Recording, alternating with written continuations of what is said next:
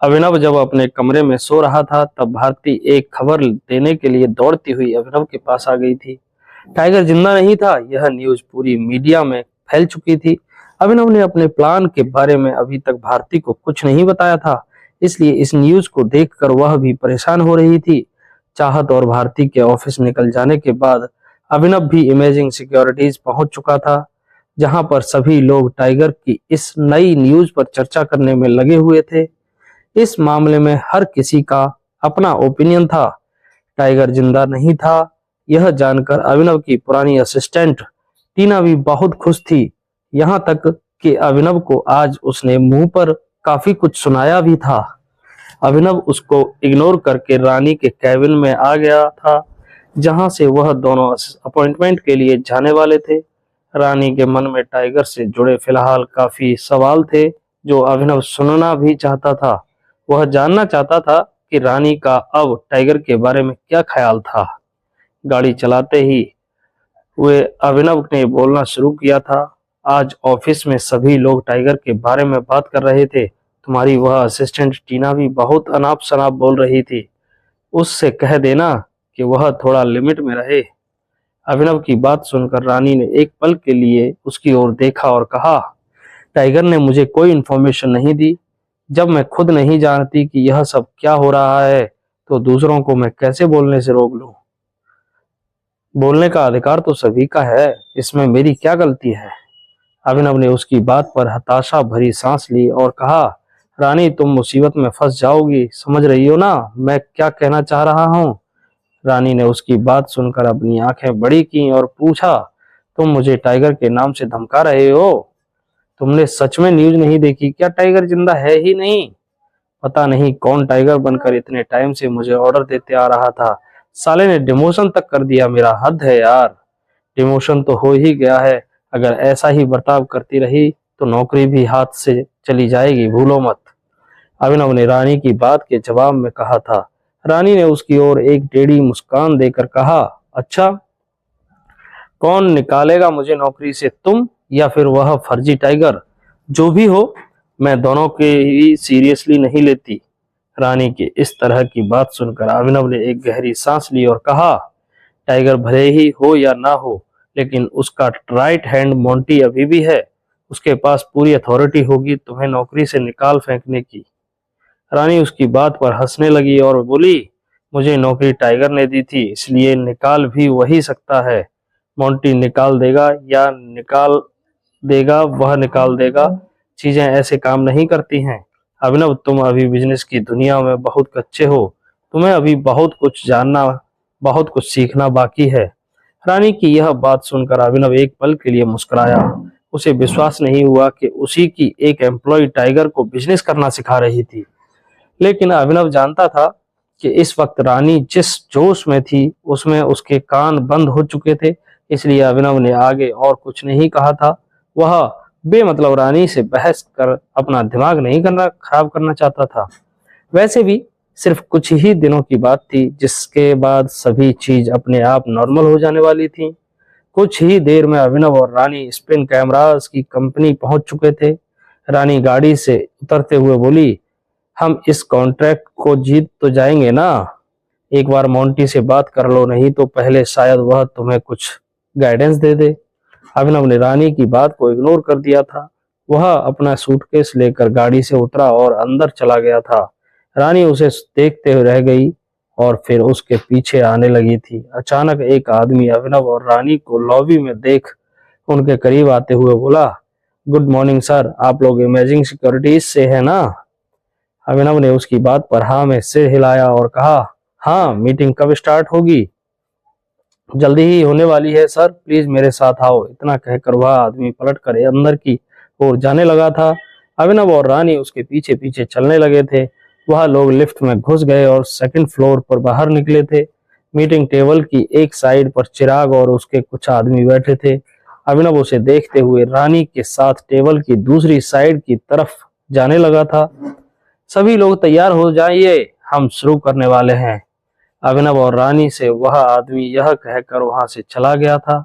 अभिनव और रानी अपनी अपनी चेयर्स पर बैठ गए थे। रानी अभिनव के करीब आते हुए धीरे से उसके कान में बोली, ऐसे यहाँ बैठना ठीक है या नहीं? अभिनव इसे इग्नोर करते हुए सामने बैठे चिराग को ही देखे जा रहा था। चिराग भी अभिनव को इस तरह से घूर रहा था मानो पलक झपकाते ही उसका खून कर उसे वहां से गायब भी कर डालता। चिराग के चेहरे पर कॉन्फिडेंस ही कॉन्फिडेंस नजर आ रहा था, जिसे देखकर अभिनव भी समझ गया कि आज चिराग किसी भी हाल में यह कॉन्ट्रैक्ट नहीं जाने देना चाहता था। और खुद अभिनव को भी एक चीज नहीं आती थी, और वह थी किसी बाजी को हारना। कुछ ही सेकंड में एक आदमी होस्ट की चेयर की तरफ आया और सभी लोगों की ओर देखकर बोला, गुड मॉर्निंग एवरीवन, मेरा नाम अमन है। सभी लोगों ने उसकी ओर देखकर अपना सर हिलाया। वह आदमी यानी अमन आगे बोला, तो बेसिकली कॉन्ट्रैक्ट के लिए हम अब एक नीलामी करेंगे। आप दोनों पार्टी को पता होगा कि इस कॉन्ट्रैक्ट की कीमत अरबों रुपए में है, लेकिन यह आपको सिर्फ कुछ करोड़ों में ही मिल जाएगा। साथ ही इसे खरीदने वाली पार्टी को हम हमारी कंपनी के सीईओ से भी मुलाकात करवाएंगे, ताकि फ्यूचर में उस पार्टी को और भी कॉन्ट्रैक्ट्स मिल सके। इतना कहकर अमन ने कुछ पेपर चिराग और रानी को दे दिए थे। वह अपनी चेयर पर बैठते हुए आगे बोला, हम बिडिंग स्टार्ट कर रहे हैं 5 करोड़ रुपए से। क्या कोई इंटरेस्टेड है? रानी ने एक पल के लिए अभिनव की ओर देखकर धीरे से कहा, 5 करोड़ रुपए, यह पागल तो नहीं हो गया है? मैं इंटरेस्टेड हूं, अचानक चिराग ने कहा। अभिनव भी उसे देखते हुए बोला, 5 करोड़ 50 लाख मेरी तरफ से। इससे पहले कि चिराग आगे कुछ कह पाता, इतने में चिराग के एक आदमी ने भी उसके कानों में कुछ धीरे से कहा था। चिराग ने उसकी बात पर हाँ में अपना सर हिलाया और अपना हाथ ऊंचा कर कहा, हम भी 6 करोड़ के लिए रेडी हैं। अब सिचुएशन कॉम्प्लिकेटेड हो रही है, मुझे नहीं लगता चिराग इस कॉन्ट्रैक्ट को छोड़ेगा। रानी ने फिर से अभिनव के कान में धीरे से कहा। अभिनव ने उसे दोबारा इग्नोर करते हुए कहा, 7 करोड़। अभिनव की यह बोली सुनते ही रानी का मुंह खुला का खुला रह गया था। वह शॉक्ड होते हुए बोली, अरे तुम क्या कर रहे हो? तुम्हारा दिमाग खराब हो गया है क्या? टाइगर तो जिंदा है नहीं, 7 करोड़ रुपए क्या उसका भूत देकर जाएगा? अभिनव ने एक पल के लिए रानी की ओर देखकर उससे चिढ़ते हुए कहा, तुम अपना मुंह बंद रखोगी या मैं तुम्हें यहाँ से बाहर निकाल दूं, बताओ? अभिनव के मुंह से यह बात सुनकर रानी उसे देखते हुए गुस्से भरी सांस छोड़ी और वह नजरें फेर कर चुपचाप बैठ गई थी। वहीं दूसरी साइड चिराग भी अपने अभिनव ने के इस कदम से कंफ्यूज था। उसने आज सुबह ही टाइगर के बारे में चल रही न्यूज देखी थी। चिराग उससे पहले इस कॉन्ट्रैक्ट को लेकर बेचैन था। उसे लग रहा था कि इस कॉन्ट्रैक्ट के लिए वह इमेजिंग सिक्योरिटीज के सीईओ यानी टाइगर से भी भिड़ने वाला था। हालांकि फिर उसने अपने मन को यह कहकर शांत कर लिया था कि शायद टाइगर इतने छोटे मोटे कॉन्ट्रैक्ट के लिए पर्सनली मीटिंग करने आता ही नहीं है। साथ ही आज सुबह की न्यूज भी कहीं ना कहीं चिराग के ही फेवर में थी। चिराग ने इंफॉर्मेशन निकलवाई थी कि जिस कॉन्ट्रैक्ट के लिए वह लड़ रहे थे उसका असली मालिक एक बहुत ही पावरफुल आदमी था। उस आदमी के पास शहर के बाहर कई सारी कंपनीज थी। अगर चिराग यह कॉन्ट्रैक्ट क्रैक कर लेता तो वह कहीं न कहीं उस आदमी से भी मिल पाता। ऐसे आदमी के साथ जुड़कर चिराग अपने लिए खूब सारा पैसा बटोर सकता था। वह अभिनव की 7 करोड़ की बोली के आगे अपनी बोली लगाने ही वाला था, लेकिन तभी उसकी असिस्टेंट बीच में बोल पड़ी, सर प्लीज इससे ज्यादा मत जाओ, कंपनी की हालत खराब हो जाएगी। चिराग ने उसकी बात पर ना में सर हिलाया और कहा, यह कॉन्ट्रैक्ट लेना पड़ेगा, किसी भी हालत में लेना पड़ेगा। अब यह हमें कैसे मिलेगा मैं नहीं जानता, पर सर अभिनव भी इस कॉन्ट्रैक्ट पर बुरी तरह अड़ा हुआ है। अगर हमने उससे बढ़कर इस कॉन्ट्रैक्ट पर अपना सारा पैसा खत्म कर दिया तो फिर हम आगे क्या करेंगे? चिराग गुस्से से अंदर ही अंदर भर आया और एक पल के लिए अपनी असिस्टेंट की बात सुनकर पर चिराग विचार करने लगा था। हालांकि अब पैसों की भूख उस पर हावी हो चुकी थी। वह अपने दिमाग से सभी ख्याल बाहर निकालते हुए अचानक बोला, 7 करोड़ 50 लाख। चिराग की अगली बोली सुनकर रानी और भी ज्यादा घबरा उठी थी। उसने तुरंत अभिनव की ओर देखकर कहा, अभिनव प्लीज आगे मत बढ़ो, बहुत रिस्की है। हमारे पास इतने पैसे भी नहीं हैं। कंपनी के फंड में एक ही बार में दीवाला निकल जाएगा। अभिनव ने एक पल के लिए रानी को देखा और फिर चिराग को देखा। जितनी कीमत यह कॉन्ट्रैक्ट था उससे ज्यादा महंगा अभिनव ने सूट पहन रखा था। वह हल्का सा मुस्कुराया और अमन की तरफ देखकर आराम से बोला, 8 करोड़। अभिनव की बोली सुनते ही अमन ने जोर से टेबल बजाई और बोला, और यही नीलामी खत्म, कॉन्ट्रैक्ट जाता है इमेजिंग सिक्योरिटीज को। यह शब्द चिराग के दिल पर चुभ गए थे। उसके हाव भाव भयानक रूप से बिगड़ने लगे थे। इतने में ही उसकी असिस्टेंट ने चिराग के कंधे पर हाथ रखते हुए कहा, चिंता मत कीजिए सर, यह कॉन्ट्रैक्ट कोई 8 करोड़ रुपए जितना थोड़ी ना था। यह अभिनव पागल है, इतना पैसा देकर इमेजिंग सिक्योरिटीज को डुबा देगा, आप देखना। चिराग ने झटके से अपनी असिस्टेंट का हाथ अपने कंधे से हटा लिया था। वह अभी भी गुस्से से उबल रहा था। इस कॉन्ट्रैक्ट को जीतने के लिए उसने न जाने कितनी और कंपनी को कंपटीशन से बाहर किया था और कितनी रिश्वत खिलाई थी, लेकिन अंत में आते हुए उसकी पूरी मेहनत इमेजिंग सिक्योरिटीज और अभिनव के सामने बर्बाद हो गई थी। चिराग ने कभी सपने में भी नहीं सोचा था कि वह इतना सब कुछ करने के बाद भी हार जाएगा। इतने में अभिनव मुस्कुराते हुए चिराग के पास चलकर आया और बोला, कैसे हो चिराग? चिराग ने उसकी ओर रूखी नजर से देखा और कहा, मेरी क्या पूछ रहे हो, तुम बताओ, बहुत खुशी हो रही होगी ना कॉन्ट्रैक्ट को जीतकर। अभिनव थोड़ा हंसा और बोला, जीत कर दुख हुआ है आज तक किसी को? खैर, कॉन्ट्रैक्ट जीतने से ज्यादा तो मुझे इस बात की खुशी है कि मैंने तुम्हें हरा दिया। अभिनव की बात सुनकर चिराग ने अपने दांत पीस लिए थे। वह नफरत से बोला, कोई ज्यादा हवा में उड़ रहा है क्या? न्यूज नहीं देखी सुबह की? तुझे क्या लगता है टाइगर के मरने के बाद अकरम खान भी तेरी मदद करेगा? अब कुछ बोल। मैं अपना देख लूंगा, तुम अपनी सोचो। वैसे अकरम तुम्हारी मदद जरूर कर सकता है। अभी हारने के गम में उसके बार में शराब पीने चले जाओ, अकरम को बोलकर बिल मैं सेटल करवा दूंगा। इतना कहकर अभिनव पलटकर स्पिन कैमरा के स्टाफ की ओर बढ़ने लगा था। चिराग उसे जाते हुए गुस्से से देख रहा था। अगर उसका बस चलता तो वह अभी भी अभिनव की गर्दन तोड़ डालता। मीटिंग खत्म हो गई और अभिनव भी रानी को छोड़ते हुए प्रोटॉन पब्लिशर्स पहुंच गया था।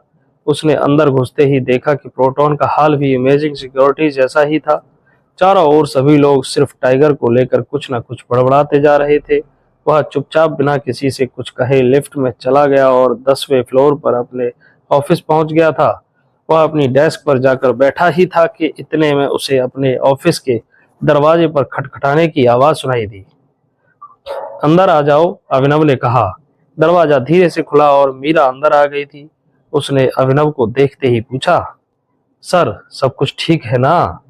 अभिनव ने उसकी ओर आंखें उठाकर पूछा, मतलब क्या हुआ? मीरा ने अपना सिर हिलाया और कहा, एक कंपनी ने हमें अभी रिक्वेस्ट भेजी है। वह लोग हमसे हमारा कॉन्ट्रैक्ट टर्मिनेट करना चाहते हैं। बोल रहे हैं कि यह डिसीजन आज सुबह की न्यूज को देखकर लिया गया है। सर अचानक ऐसी न्यूज क्यों आ रही है कि आपकी मौत हो गई है? मैं कुछ भी समझ नहीं पा रही हूँ। अभिनव मीरा की बात सुनकर बस उसकी आंखों में देखता जा रहा था और बोला, सिर्फ एक न्यूज देखकर कॉन्ट्रैक्ट से पीछे हट गई? मीरा ने हाँ में सर हिलाया और कहा, हाँ सर, उस कंपनी के लोग बोल रहे हैं कि जब तक टाइगर को नहीं देख लेते तब तक आगे नहीं बढ़ेंगे।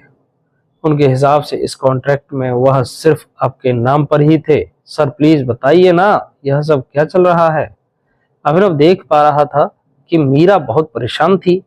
उसके चेहरे पर काफी तनाव था। ऐसे में उस तनाव को कम करने के लिए अभिनव ने मीरा से आराम से कहा, तुम ज्यादा टेंशन मत लो। ऐसा समझ लो कि फिलहाल अंदर कोई बड़ी प्रक्रिया चल रही है। इस प्रक्रिया का रिजल्ट भी तुम्हें जल्द ही पता चल जाएगा। मीरा ने एक पल के लिए अभिनव के जवाब को सुनकर उसके बारे में सोचा।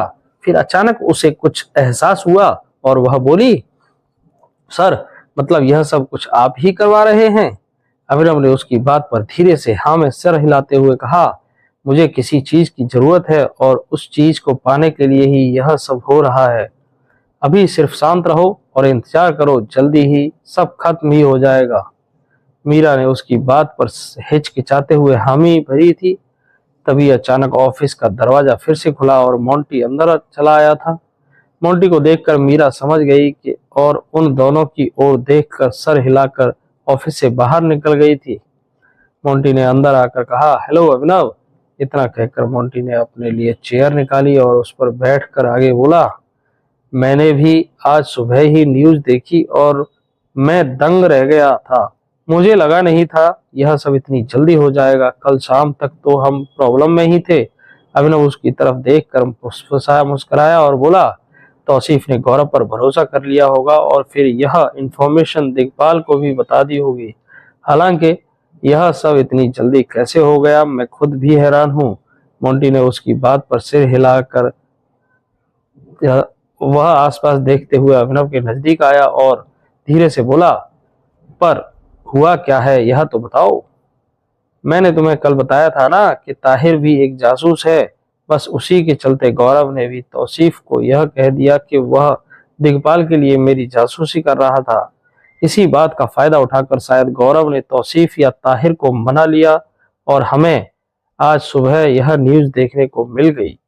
अभिनव ने मोंटी को सारा माजरा समझाते हुए कहा। मोंटी ने उसकी बात पर हाँ में सिर हिलाया। वह इस चाल से संतुष्ट नजर आ रहा था। मतलब हम लोग फिलहाल सेफ हैं? मोंटी ने पूछा। अभिनव ने उसके सवाल पर एक पल के लिए सोचा और अपनी नजरें झुकाकर कहा, अभी कुछ भी कहना मुश्किल है। मुझे लगता है कि हमें थोड़े दिन और इंतजार करना चाहिए। हो सकता है दिग्पाल खुद से कंफर्मेशन पाने के लिए हम पर नजर रख रहा हो। वह यह जानने की कोशिश करेगा कि हमारे ग्रुप के सीनियर्स का इस न्यूज पर क्या रिएक्शन होगा। जब उसे कहीं भी कुछ गड़बड़ नहीं लगेगी, उसके बाद ही वह अपने सभी आदमी हमारे ग्रुप से वापस खींच लेगा। मोंटी ने अभिनव की बात सुनते हुए एक हताश भरी सांस ली और कहा, लेकिन उसके लोगों के साथ साथ हमारे भी बहुत सारे लोग ग्रुप से निकल जाएंगे अभिनव, फिर हम उन्हें वापस भी नहीं ला पाएंगे। मोंटी की बात के जवाब में अभिनव ने कहा, वापस तो नहीं ला पाएंगे, लेकिन एक बार दिग्पाल की रेपुटेशन खत्म हो जाए उसके बाद हम आसानी से चीजों को फिर से सुधार लेंगे। चिंता मत करो। मोंटी ने उसकी बात पर सिर हिलाया और बोला, ठीक है, देखते हैं। इसके अलावा बाकी आदमियों से कहो कि अंडरग्राउंड रहकर फरदीन की तलाश अभी भी जारी रखें। आगे जो भी हो, लेकिन उसका और तौसीफ का मरना तय है। अभिनव ने ऑर्डर देते हुए कहा। मोंटी ने उसकी बात पर सिर हिलाया और अपना फोन निकालकर एक नंबर डायल करने लगा था। उधर जब मोंटी ने अपना फोन निकाला, तब इधर दूसरी ओर रानी अपने केबिन में पहुंचकर हताशा भरी सांस ले रही थी। वह समझ नहीं पा रही थी कि आज दोपहर में दिग्पाल ने उसे किस लिए फोन किया था। वह पहले दिग्पाल को बोल चुकी थी कि उसे उसके साथ कांटेक्ट नहीं रखना था। हालांकि टाइगर की मौत की खबर सुनकर उसका मन अब पलटने लगा था। अब वह टाइगर को छोड़कर दिग्पाल के ग्रुप में ही जाना चाहती थी। जिस तरह से पहले टाइगर ने उसे ट्रीट किया था और अब उसकी मौत की भी न्यूज सामने आ गई, रानी के लिए अब उसके ग्रुप में रुकना मुश्किल हो रहा था। उसे अपना फ्यूचर अब दिग्पाल के साथ ही दिख रहा था। वह जानती थी कि अगर टाइगर के बाद इस शहर में सबसे खतरनाक आदमी कोई था तो वह दिग्पाल ही था। दिग्पाल के साथ मिलकर रानी एक ऐसी पोजीशन पर आ सकती थी जहां से बिजनेस की दुनिया में उसकी भी चवन्नी चलती। यही सब सोचते हुए रानी ने फिर से अपना फोन निकाला था। वह दिग्पाल को मिस्ड कॉल पर वापस फोन करने ही वाली थी कि तभी उसे एक मैसेज दिखा। वह मैसेज दिग्पाल ने ही उसे भेजा था, ऑफिस पर मिलने आ जाओ रानी, जल्दी से जल्दी। दिग्पाल का मैसेज देखते हुए रानी ने एक गहरी सांस ली। उसे महसूस हुआ कि वह कहीं न कहीं टाइगर के बारे में ही कुछ बात करने वाला था। रानी ने एक पल के लिए सोचा कि वह वहां जाए या नहीं, लेकिन फिर उसे एहसास हुआ कि यह मीटिंग उसकी जिंदगी बदल सकती थी। वह जानती थी कि टाइगर उसे वापस कभी इस छोटे से कैबिन से ऊपर प्रमोट नहीं करता। नहीं, दिग्पाल उसे प्रोटॉन से भी बड़ी पोजीशन दे सकता था। उसने एक गहरी सांस लेकर हिम्मत जुटाई और अपनी कार की चाबी लेकर ऑफिस से निकल गई थी। कुछ ही देर में रानी दिग्पाल के ऑफिस पहुंच चुकी थी। वह एक मुस्कान के साथ अंदर घुसी और दिग्पाल को देखते ही बोली, गुड आफ्टरनून सर। आज अचानक आपका मिस्ड कॉल देखकर मैं तो हैरान हो गई थी। दिग्पाल मुस्कुराया और बोला, अरे आओ मेरी रानी आओ, ड्रिंक तैयार है। दिग्पाल ने मुस्कुराकर कहा। उसके पास बैठे अर्जुन ने भी शराब की एक घूंट पी और रानी को एक पल के लिए देखा। रानी हिचकिचाते हुए उनके करीब चलकर आई और अर्जुन को देखकर बोली, आप बॉस के बेटे अर्जुन है ना? अर्जुन ने उसके सवाल पर हाँ में सिर हिलाया। उसी वक्त दिग्पाल अर्जुन की पीठ थपथपाते हुए बोला, यही तो है मेरा शेर। रानी ने उन दोनों को देखते हुए मुस्कुराकर सिर हिलाया और कहा, अर्जुन के बारे में तो काफी कुछ सुना है मैंने। यह देखकर अच्छा लगा कि अब यह भी ग्रुप में एक्टिव है। उसने फिर दिग्पाल की ओर देखकर आगे पूछा, बताइए बॉस, आज मुझे कैसे याद किया? दिग्पाल अपनी चेयर पर सीधा बैठते हुए बोला, हमारी आखिरी मुलाकात पर तुमने कहा था कि तुम आज तक टाइगर से नहीं मिली हो, फिर तुम्हारे बीच कम्युनिकेशन कैसे होता था? टाइगर मेरे साथ ही था, किसी न किसी तरह अपना मैसेज पहुंचा दिया करता था, लेकिन फिर भी मैं कभी उसे देख नहीं पाई, रानी ने कहा। उसका मतलब जवाब सुनकर अर्जुन मुस्कुराया और बोला, मतलब वह भी न्यूज भी? इतने में दिग्पाल ने आंखें उठाकर रानी से पूछा, कोई और बंदा है क्या तुम्हारे ऑफिस में जो टाइगर का करीबी दिखता हो? ऐसा कोई जिससे हम पूछ सकें और उसकी आइडेंटिटी कंफर्म कर सकें? रानी ने उसके सवाल पर एक पल के लिए सोचा। वह फिर अचानक से बोली, अभिनव से पूछ सकते हैं। रानी का जवाब सुन अर्जुन के हाव भाव अचानक बदल गए थे। वह तुरंत बोला, अभिनव? अभिनव गढ़वाल? दिग्पाल ने एक पल के लिए अर्जुन की तरफ देखा और फिर से कंफ्यूज होकर रानी की ओर नजरें घुमाई और उसने कहा, तुम क्या बोल रही हो? अभिनव गढ़वाल तो टाइगर का नाम है, तुम किस अभिनव की बात कर रही हो? क्या? रानी ने हैरान होते हुए चिल्लाया। पापा ने पूछा, तुम कहना क्या चाहती हो? टाइगर का नाम है अभिनव गढ़वाल, तुम्हारा अभिनव भी गढ़वाल है क्या? अर्जुन ने कहा और उसी पल दिग्पाल ने उससे भी पूछा, तुम अभी क्या बोल रहे हो अर्जुन? पापा, दो गढ़वाल हैं, अभिनव गढ़वाल हैं। एक तो टाइगर है और दूसरा वह विद्या स्किन केयर वाला जो प्रोटॉन पब्लिशर्स का सुपरवाइजर भी है, अर्जुन ने कहा। उसकी यह बात सुनकर रानी एक पल के लिए शॉक्ड हो गई और बोली, एक सेकंड अर्जुन, आप यह बोल रहे हो कि विद्या स्किन केयर वाला अभिनव ही अभिनव गढ़वाल है? इम्पॉसिबल, उसका सरनेम तो अभिनव शर्मा है। रानी की बात सुनकर दोनों बाप बेटे उसकी ओर हैरानी से देखने लगे थे। इतने में ही अर्जुन ने नाम ऐसे हिलाते हुए बोला, नहीं यार, तुमने कुछ गलत देख लिया है। विद्या स्किन केयर वाला वह आदमी अभिनव शर्मा नहीं, गढ़वाल ही है। इनफैक्ट वह मेरी एक दोस्त का दोस्त भी है, मैं उसे पर्सनली जानता हूँ। उसने शायद अनन्या नाम की किसी लड़की से शादी भी की थी, पर फिर कुछ टाइम पहले ही दोनों का डाइवोर्स हो गया था। अर्जुन की बात पर दिग्पाल ने एक पल के लिए सोचा और कहा, अर्जुन यार, तुम्हारा वाला अभिनव गढ़वाल और एक अभिनव गढ़वाल जो टाइगर है, कहीं दोनों एक ही तो नहीं है? विद्या स्किन केयर वाला ही टाइगर है क्या? फिर तो आज सुबह की न्यूज भी झूठी है। दिग्पाल के मन में अचानक कई सारे ख्याल आन चलने लगे थे। वह काफी तेजी से पहले के टुकड़ों को जोड़ रहा था। हालांकि तभी अर्जुन ने नाम में अपना सिर हिलाया और कहा, नहीं पापा, वह वाला अभिनव गढ़वाल टाइगर नहीं है। पहले मुझे भी इस पर शक था, याद है ना, मैंने आपको बोला भी था कुछ दिनों पहले कि मुझे किसी पर शक है। हाँ हाँ, तुमने बोला था, मुझे याद है, दिग्पाल ने कहा। अर्जुन आगे बोला, वही, मैंने उसका डीएनए लेकर संजय गढ़वाल के डीएनए के साथ टेस्ट करवाया, पर वह दोनों बिल्कुल ही अलग निकले। इसलिए यह बात तो साफ है कि वह बंदा टाइगर नहीं है। दिग्पाल ने उसकी बात समझते हुए हाँ में सिर हिलाया और कहा, ठीक है, पर अगर रानी के हिसाब से वह लड़का टाइगर का करीबी है तो हमारे काम जरूर आएगा। उसका मुंह खुलवाकर हम आगे की इंफॉर्मेशन निकलवा सकते हैं। अर्जुन अपने पिता की बात पर हल्का सा मुस्कुराया और बोला, इतना आसान भी नहीं है पापा। वह अभिनव टाइगर नहीं है, लेकिन टाइगर से कुछ कम भी नहीं है। उसे लड़ना भी आता है और दिमाग भी बहुत तेज है। पूरी प्लानिंग के साथ पकड़ना हुआ पड़ेगा उसे, नहीं तो वह उल्टा हमें ही नहीं कहीं का नहीं छोड़ेगा। चिंता मत करो, उसे मैं देख लूंगी, अचानक रानी ने मुस्कुराकर कहा। दिग्पाल और अर्जुन ने उसकी तरफ देखा और महसूस किया कि रानी अपनी बात पर कॉन्फिडेंट थी। उन्हें लगा कि अगर वह अभिनव को जानती थी तो उसको पकड़वाने में मदद भी कर सकती थी। उधर जब रानी दिग्पाल से मिल रही थी तब इधर अगली सुबह अभिनव ने इमेजिंग सिक्योरिटीज के नए कॉन्ट्रैक्ट के लिए फंड्स जमा कर दिए थे। उसने मीरा को अपने ऑफिस में बुलाकर कहा, यह अमाउंट इमेजिंग सिक्योरिटीज के लिए है, रानी से बात करके उसे डिपॉजिट करवा दो, मैं खुद ट्रांसफर कर देता। लेकिन फिर रानी बेमतलब मुझ पर शक करने लगती। मीरा ने उसकी बात पर सिर हिलाया और कहा, ठीक है सर, मैं रानी से कल मिलने वाली हूँ, इस अमाउंट के बारे में भी बात कर दूंगी उसे। उसके अलावा और कोई काम या आप कुछ बोलना लेना पसंद करोगे? अभिनव ने एक पल के लिए सोचा और कहा, वही मीटिंग रूटीन वाला नाश्ता ऑर्डर कर दो और क्या। मीरा उसके ऑर्डर पर सिर हिलाकर ऑफिस से बाहर चली गई थी। इतने में ही अभिनव का फोन बजने लगा था। उसने देखा कि स्क्रीन पर नाम जगजीत खन्ना का था।